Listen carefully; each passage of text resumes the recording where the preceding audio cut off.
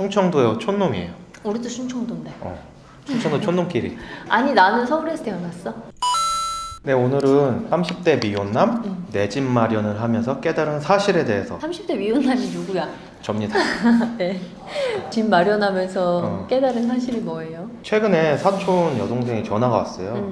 남자친구랑 결혼을 준비를 하고 있는데 네. 집을 마련을 해야 되는데 전세를 살아야 되나 집을 사야 되나 라고 물어보더라고요. 그랬을 때 저는 이제 집을 매수를 하는 거를 추천을 드렸고, 제 집을 마련을 하면서 깨달은 점이나 또는 그 과정에 대해서 한번 설명을 드리려고 네. 합니다. 저는 지방러거든요. 충청도요. 촌놈이에요. 우리도 충청도인데. 충청도 촌놈끼리.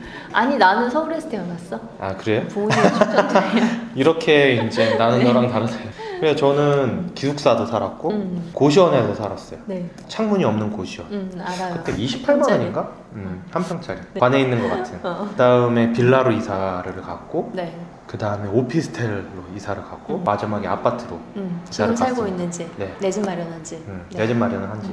지방에 살면서 서울에 대한 이 거주 공간에 대한 니즈가 상당히 컸거든요. 수월하지 않았죠. 그렇게 이사를 다니는 게. 네. 그리고 부동산에 대해서 자세히도 몰랐고 집에 대한 필요성도 몰랐고. 근데 저는 회사를 다니면서 2년 정도까지 학교와 고시원에 살았거든요. 사회생활 하면서도. 네, 대박이다. 한 평짜리? 한 평짜리. 조금 더 큰? 진짜요? 대박이다. 화장실 없는 거. 와, 화장실은 공용 화장실? 공용. 와. 그래서 겨울에 샤워할 때면 얼어 죽을 뻔했어. 대박이다. 물 안 나와요? 따뜻한 물은 나오는데 자는 우풍이 세가지고 창문이 이제 닫혀져 있어도 이 냉기가 도는.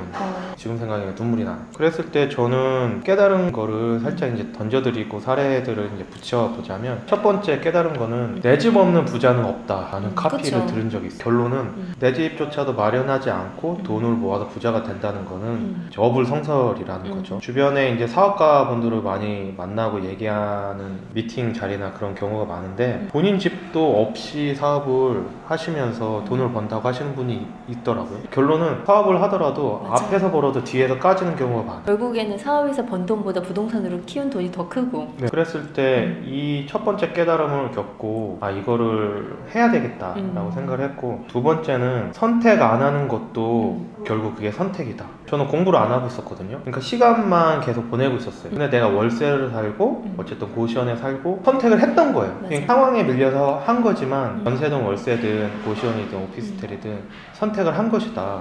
그랬을 때 그 안에서 더 좋은 선택은 무엇인지를 생각을 하고 공부를 해야 되는데, 물론 집을 사는 게 100% 그 선택에서 좋은 선택이라고 얘기할 수는 없지만 더 나은 선택은 있지 않을까라고 찾아봤어야 되는데 그렇지 않았어요. 그리고 여기에서 가장 무서운 선택은 가만히 있는 게 최적의 선택이 아니라고 느꼈던 게 뭐냐면, 인플레이션. 그러니까 10년 전 짜장면 가격이랑 지금의 짜장면 가격이 다른 것처럼 화폐 가치는 떨어지는데 다른 실물에 대한 자산의 가치는 계속 오른다는 거. 이거를 너무 간과했다? 라기보다는 모르고 있었어요. 몰랐어. 네, 몰랐어 아예. 근데 시간이 돈이라는 그 선택을 저는 못했던 거죠. 지금 가만히 머물고 있는 게 베스트인 선택이라고 생각을 했던 게 이제 잘못했던 거고, 세 번째는 부동산을 제가 공부를 시작을 했는데 돈을 벌겠다? 재테크의 관점보다는 손해를 보겠다라는 생각이었어요. 이거를 공부를 안 하면 내 손해다. 그치. 손해 보려고 부동산 공부를 한 게 아니라 안 하면 손해니까 어쩔 수 안 하면 없이. 손해니까. 그치.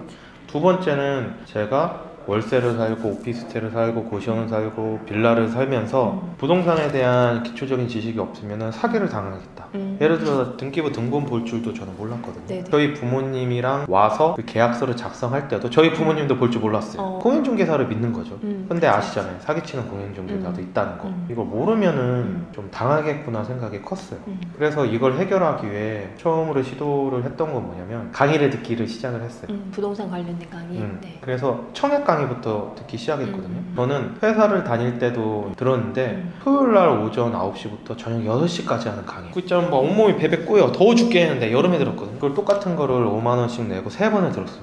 왜냐면 이해가 안 가고 너무 어려워가지고. 결론은 그거였어. 청약으로 답이었구나. 아 진짜? 왜냐면 청약 엄청 강조하잖아요 사람들이. 강조는 하는데 제 나이가 30대고 결혼도 하지도 않았고 신혼부부 특별공급이나 또 애 한 3명은 있어야 그게 될 것 같아. 맞아. 그러니까 점수로는 어려운 거야. 부모님도 모셔야 되고.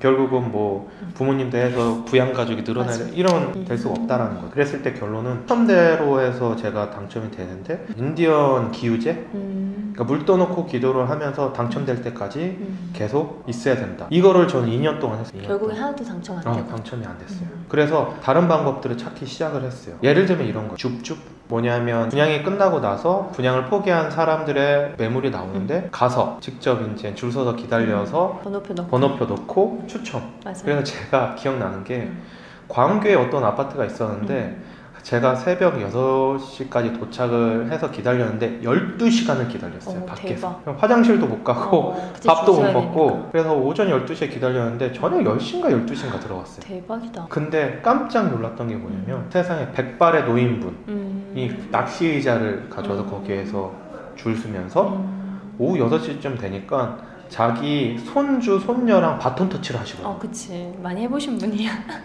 저는 이런 세상이 있는지 꿈에도 생각도 네. 못했어요. 그리고 제 앞에는 그게 광교 쪽에 있었으니까 수원이잖아요. 수원에 삼성전자가 있잖아요. 그쪽에 얘기를 들어보니까 동기 5명이 월차를 내놓고 여기로 온 거야. 와 대박. 난 이런 세상이 있는 줄 몰랐지. 나만 모르고 있었어. 나만. 그래 12시간을 기다려서 번호표를 넣었어. 결론은 안 됐죠. 그리고 그 다음 연도 12월 달에 네. 답심리가 왕심리. 제 후배를 한 명 데리고 이제 혼자 가면 안 되겠구나. 2명이서 가서 화장실도 또는 먹을 거를 이제 사가지고 이제 먹을 때도 바톤 터치를 할 수 있으니까 한소아라는 제 후배를 데리고 또 자주 나와 여기. 12월이라 핫팩을 한 10개는 준비해갔어요. 그래서 7시간을 기다려서 추첨 그 번호를 넣었습니다. 어떻게 됐을까요? 떨어졌지 둘 다. 아니 저만 떨어졌어요. 아 진짜? 후배는 됐어. 대박. 보람이 있네. 그 후배가 그거 했어요? 했어요 결국. 그 집 샀어? 그 집을 샀습니다. 후배는 신혼부부 후배인데 좋다. 나만 안 돼. 후배는 나한테 잘해야지 평생. 그러게. 와 대박. 이런 과정을 거치면서 결론은 하나였어요. 청약은 로또고 줍줍도 로또인데 나한테 이 기회는 안 오는구나. 무슨 소리냐면 노력으로 할 수 없는 부분이라고 생각을 했어요. 그때 저는 포기를 했습니다. 매수를 위한 강의를 듣기 시작을 했어요. 부동산 뭐 기초반 이런 강의를 듣고 또 한 번 들었는데 또 이해가 안 되는 거 또 들어 똑같은 거. 맞아요. 계속 듣죠. 그래서 2번을 듣고 또 다른 강의들도 찾아보면서 임장을 가기 시작했어요. 결론은 이거예요. 저는 제 집을 매수하기 전에 30군데를 가봤습니다. 3호선 라인의 일산 가는 쪽, 원당, 그다음에 화정, 경의중앙선 라인, 행신, 대곡, 맞아요. 일산 쪽 라인으로 그다음에 뭐 아래쪽 라인으로 많이 보고 다녔는데 이 아파트가 좋은지 안 좋은지 이 집이 좋은지 안 좋은지에 대한 기준이 없어요. 그래서 사본 적이 결론은 없으니까. 사본 적이 없으니까 계속 많은 걸 보고 비교치가 있어야 기준이 생기더라고요. 맞아. 하나씩 계속 보면서 진짜 얼마나 힘들었냐면 한 여름에 맞아. 여름에 땀이 뻘뻘 나는데 차로 타고 가는 게 아니라 대중교통을 타고 왔다 갔다 했거든요. 정말 일산에 갔다가 저녁 9시 정도에 버스를 혼자 광역버스를 타고 이제 집에 오는데 그런 과정이 생기니까 비교치가 생기더라. 맞아. 친구가 그러더라고요. 제가 그때 오피스텔에 살고 있었거든요. 니네 집 사는 동네에 우리 이제 친척이 사는데 동네가 너무 좋다라고 얘기를 하더라. 너도 다른 데 보지 말고 니네 동네부터 봐라라고 얘기를 해주더라고요. 그럴까 했는데 우리 동네를 돌아보는데 너무 좋은 거야. 그리고 비교치가 생겼고 그 기준에 따라서 저희 동네에서 아파트를 팔 수 있게 됐습니다. 네. 익숙한 지역부터 여러 매물을 보고 기준을 잡고 봐야 결정을 하는 데 있어서 쉽게 할 수 있다. 그치. 그랬을 때 여기에 팁을 하나 드리면 물건을 볼 때 인테리어는 보지 마 말씀을 드리고 싶어요. 무슨 소리냐면 같은 층, 같은 동에 하나는 인테리어가 엄청 좋아, 하나는 별로 안 좋아. 근데 가격 차이가 뭐 2천만 원이다. 그러면 인테리어가 좋은 집을 선택하는 게 아니라 가격이 싸지만 마음에는 안 들어. 근데 그거는 돈을 내고 내가 인테리어 하면 그거보다 더 좋게 세팅을 할 수 있거든요. 맨 처음에 첫 집을 사시는 분은 아니야, 눈이 돌아가. 맞아. 인테리어를 보고. 그랬을 때 그런 함정에 빠지시면 안 된다. 저렴한 집을 사서 인테리어 하면 충분히 더 낫다. 다시 이제 결론을 말씀을 드리면 첫 번째는 선택을 하지 않는 게 선택이다. 결국은 더 좋은 선택을 하기 위해서 공부를 하고 결정을 해야 된다. 근데 조언을 드리자면 거주를 하는 실거주 집은 하나는 매수를 하는 게 좋은 것 같다.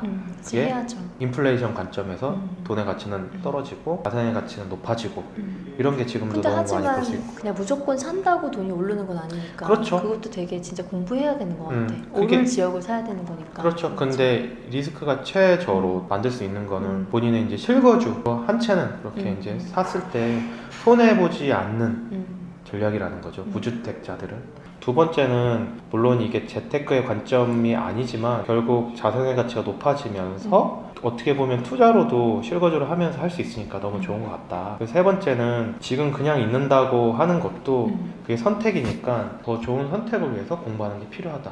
라고 이렇게 정리할 수 있을 것 같습니다. 오늘은 이렇게 30대 미혼나 내 집 마련을 하면서 깨달은 사실에 대해서 말씀을 나눴습니다. 네.